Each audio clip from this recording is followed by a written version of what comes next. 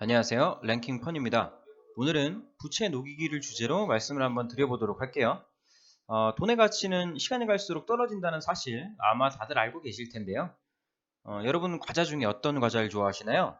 저는 땡땡깡을 굉장히 좋아하는데요. 제가 1995년도에 땡땡깡이 200원이던 시절이 있었습니다. 아재 인증이네요. 자, 그랬던 그 땡땡깡이 2020년인 현재 1,500원까지 올랐어요. 물가가 약 7배 정도가 오른 거죠.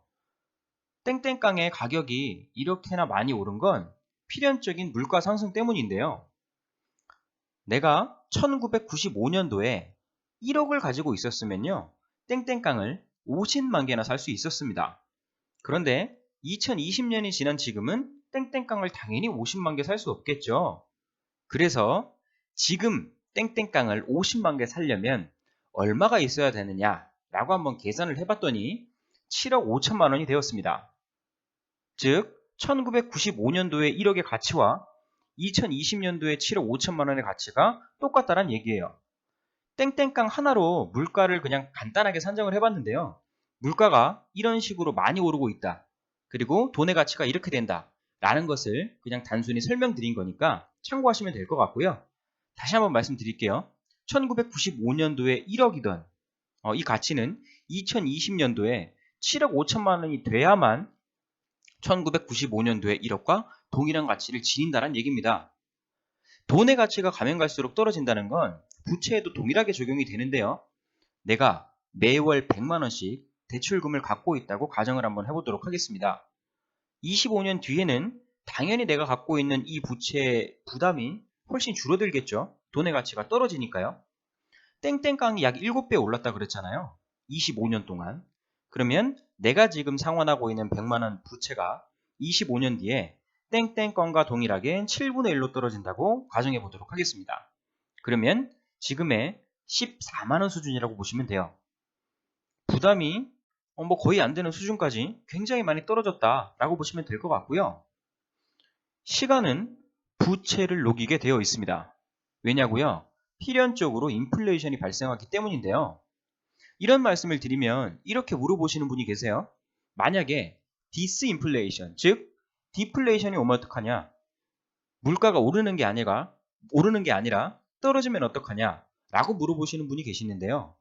자본주의 구조상 돈은 계속해서 늘어날 수밖에 없고요. 인플레이션이 정상입니다. 이건 나중에 제가 시간을 한번 내서 영상을 한번 다시 한번 제작할게요. 하지만 예외의 경우에는 디플레이션이 올 수가 있죠. 자, 하지만 지금 돈 풀린 양을 본다면 인플레이션이 얼마나 합당한지를 보실 수 있을 건데요. 현재 미국에서 돈을 풀고 있는 통화량을 보실 수가 있습니다. M1, M2 통화량으로 나뉘어 있는데 이 부분은 크게 중요한 부분이 아니니까 제가 그냥 하나로 퉁쳐서 말씀을 좀 드려볼게요.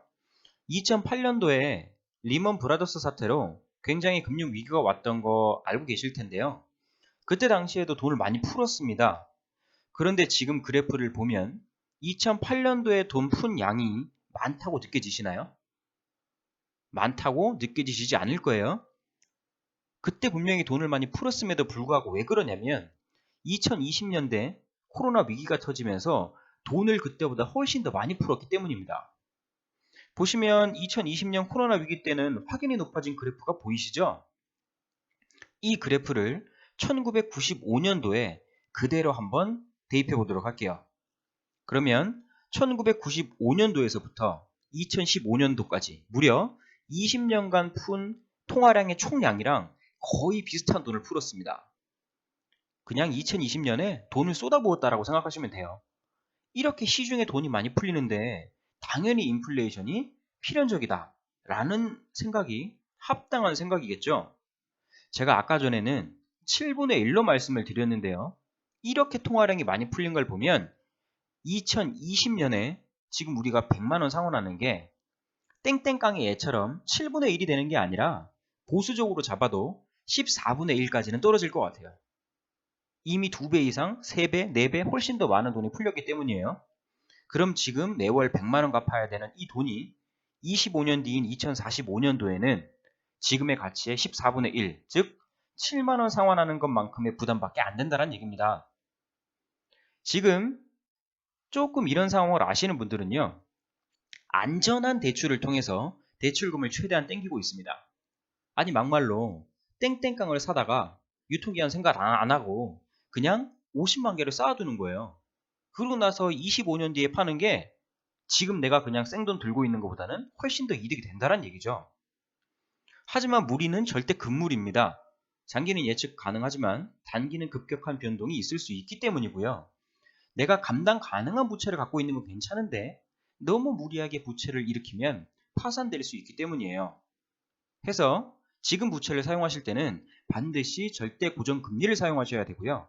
변동금리를 사용하기엔 위험성이 큽니다. 통화량 상승은 당연히 물가 상승을 몰고 오고요. 이 물가 상승은 금리 상승의 원인이 되기 때문이에요. 예를 들어 내가 3억이란 돈을 주택담보대출로 30년간 2.5%로 빌렸다고 가정해 보도록 할게요. 그러면 올해 갚아야 되는 돈이 118만 원입니다.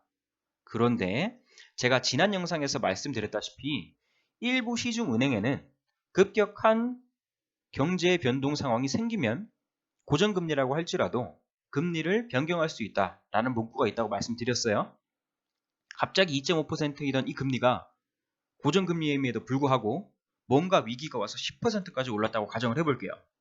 그럼 매월 상환금이 260만 원입니다. 감당 못하는 수준인 거죠. 이 같은 경우에 파산이 일어날 수 있고요.